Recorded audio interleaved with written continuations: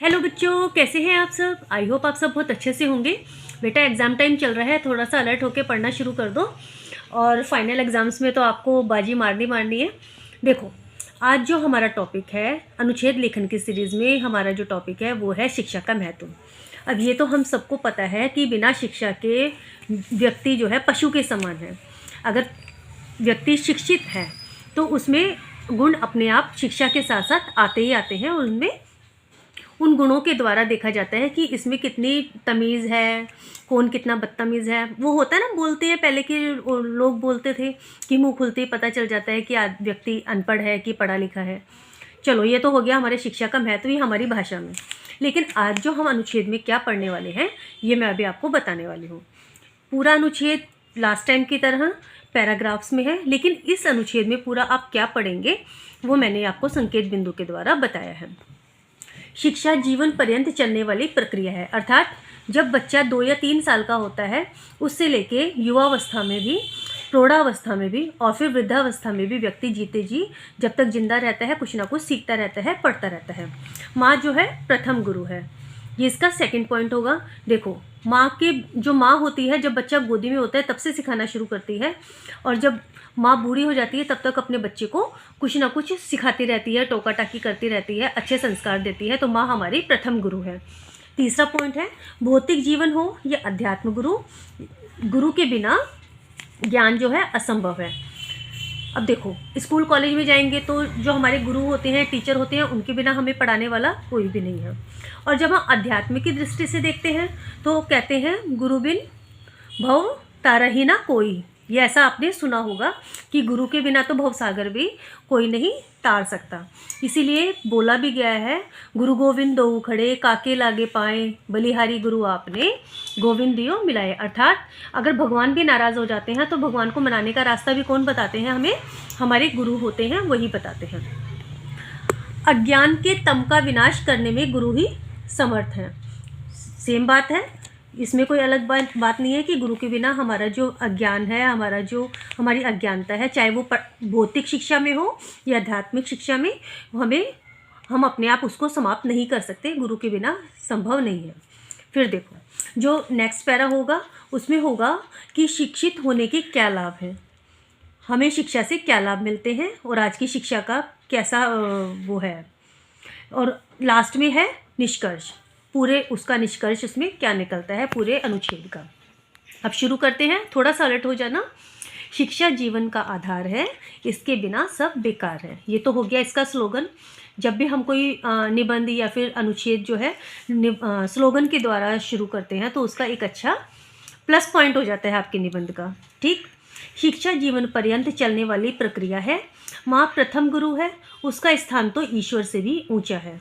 जन्म देना, पालन पोषण करना और गलतियों पर दंड देकर उन्हें सुधारना, सभी कुछ माँ ही तो करती है। फिर समय आता है औपचारिक शिक्षा का। भौतिक जगत में सफलता पानी हो या अध्यात्म जगत की ऊंचाइयों को स्पर्श करने का प्रयत्न करना हो, इन सब का आधार गुरु कृपा ही तो होती है। जहाँ कहीं भी भ्रम और संदेह है वहाँ उसे मिटाने के लिए गुरु का आश्रय ही अनिवार्य है। गुरु बिन मिटे न भेद, गुरु ही ज्ञान का दीपक प्रज्वलित कर अज्ञान के तम को विनष्ट करते हैं। इसलिए ईश्वर से पहले गुरु निष्ठा के अधिकारी हैं। गुरु ही हमें जीवनोपयोगी शिक्षा प्रदान कर हमारी उन्नति का मार्ग प्रशस्त करते हैं। वर्तमान युग में शिक्षा का महत्व बहुत आगे बढ़ गया है और लगातार बढ़ता ही जा रहा है। शिक्षा के बिना हम अपने जीवन में कुछ भी अच्छा प्राप्त नहीं कर सकते हैं। यदि हम अपने जीवन में कुछ अच्छा और बड़ा करना चाहते हैं तो सबसे पहले हमें शिक्षित होना होगा। उच्च स्तर की शिक्षा प्राप्त करने वाले लोगों की पहचान अपने आप ही अलग बनती चली जाती है। आज पूरी दुनिया में चीज़ें इतनी आधुनिक होती जा रही हैं जिन्हें सिर्फ शिक्षा के दम पर ही समझा जा सकता है। तकनीक से जुड़ी चीज़ों को समझने और सीखने के लिए शिक्षा की भूमिका सबसे अहम है। विश्व टेक्नोलॉजी के क्षेत्र में इतना आगे बढ़ चुका है कि अब हम अपने मोबाइल, टैबलेट्स, लैपटॉप, कंप्यूटर और इंटरनेट के माध्यम से भी बिना किसी रुकावट के आसानी से पढ़ाई कर सकते हैं। हम सभी का विकास उच्च शिक्षा के द्वारा होता है। जैसे शिक्षा व्यक्ति की सोच और दिमाग को ऊपर उठा सकती है। शिक्षा ग्रहण करने से लोगों की सोचने की शक्ति विकसित होती है। लोगों के बात करने का तरीका बदल जाता है, लोगों में नई चीज़ों को जानने की उत्सुकता बढ़ती है। हमें शिक्षा प्राप्त करने से अच्छा जो है करियर हमारा बन सकता है और खुद के अंदर आत्मविश्वास बढ़ता है। तो ये सारे तो हमने बता दिए शिक्षा के लाभ, कि हमें शिक्षा प्राप्त करके हमें क्या लाभ होता है। हम अपने जीवन में जितनी शिक्षा प्राप्त करते जाएंगे उतने ही अच्छे अवसर हमें मिलते जाएंगे। किस चीज़ के अवसर मिलेंगे बेटा? आगे बढ़ने के, जीवन में उन्नति करने के। अगर आप डॉक्टर इंजीनियर बनेंगे, अपने माँ बाप का तो नाम रोशन करेंगे ही करेंगे, लेकिन अगर आप एक तरीके से देखते हैं तो अगर आप डॉक्टर बनते हैं तो आप देश की सेवा भी तो करते हैं, सिर्फ अपने पैसे की कमाई थोड़ी ना करते हैं। अभी आपने ज़्यादा टाइम क्यों आप सोचते हैं? अभी 3 साल पहले ही जब कोरोना आया था, डॉक्टर्स ने अपनी पूरी ज़िंदगी दांव पे लगा के लोगों की सेवा करी थी। खाना पीना सब छोड़ के दिन रात की ड्यूटी उन्होंने करी, जबकि कोरोना उनको भी तो हुआ था, उनकी भी जान खतरे में थी। तो ये तो एक तरीके से देश सेवा हो गई। यदि हम अपने जीवन में उच्च शिक्षा ग्रहण करना चाहते हैं तो इसके लिए सबसे पहले हमें ज़्यादा से ज़्यादा किताबें पढ़ने की आदत को अपने अंदर शुमार करना पड़ेगा, शामिल करना होगा। जब तक हम शिक्षित नहीं होंगे, शिक्षा के महत्व को नहीं समझेंगे, तब तक हम अपने आने वाली पीढ़ी को भी शिक्षा के लिए प्रेरित नहीं कर पाएंगे। इसीलिए ज़रूरी है कि हम शिक्षा को लेकर खुद भी जागरूक हों और दूसरों को भी जागरूक करें। अब देखो, अगर घर में अगर कोई स्त्री पढ़ी लिखी होती है, शिक्षित होती है, तो उसको पता है कि उसे अपने बच्चों को किस तरह से पढ़ाना है, किस तरह से उनको शिक्षित करके सेट करना है।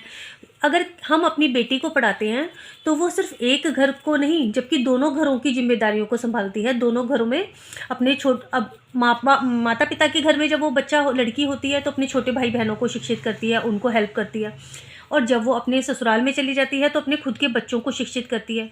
तो इस तरीके से आज के समय में ये भेदभाव तो समाप्त हो ही चुका है कि सिर्फ बेटों को पढ़ाना है, बेटियों को नहीं पढ़ाना, जबकि बेटियां जो हैं बेटों से भी ज़्यादा अच्छे से पढ़ के ज़्यादा तरक्की कर रही हैं। तो शिक्षा सिर्फ बेटों के लिए नहीं, बेटियों के लिए भी उतनी ही ज़रूरी है, स्त्रियों के लिए भी उतनी ही ज़रूरी है। आज के टॉपिक में हमने शिक्षा के महत्व को पढ़ा और समझा, और आई होप आपको ये अच्छे से याद रखना चाहिए। जिस तरीके से अगर आपके एग्जामिनर आपको एग्ज़ाम में दे देता है ये टॉपिक, तो आप बेझिझक, अगर आपने अच्छे से पढ़ा है तो आप बेझिझक अपने इस टॉपिक को क्लियर करके आएंगे, इस ऐसे को आप लिख के आएंगे, और अपने दोस्तों में भी आप शेयर किया कीजिए, लाइक किया कीजिए। आज के लिए इतना ही। नेक्स्ट वीडियो में हम फिर से मिलते हैं। Bye bye.